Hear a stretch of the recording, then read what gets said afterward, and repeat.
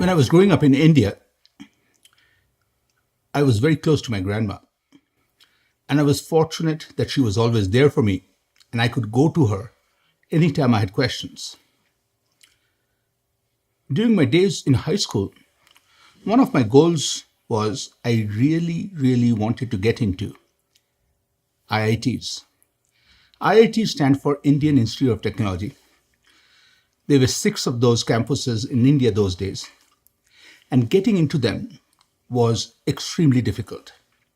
To put in perspective, those days, getting into an IIT was 100 times more difficult than to get into either Harvard or MIT based on number of qualified applicants who were fighting for each open seat in any of these institutions.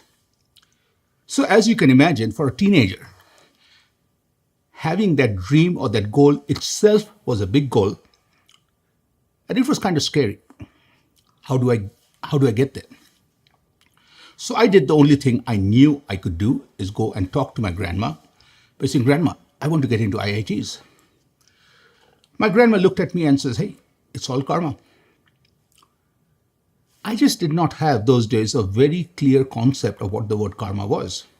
I thought karma meant fate. And I was kind of bummed that is my grandma telling me getting into IITs is all about fate or destiny? There's nothing I can do about it? She could sense the confusion in my mind. She went on to explain to me that karma comes from a Sanskrit word called karman, which means action. She said, if you take a step back and learned what does it take to get into IITs, and once you figured that out, then you pour your heart into actions. Work hard, work your butt off, but work smart.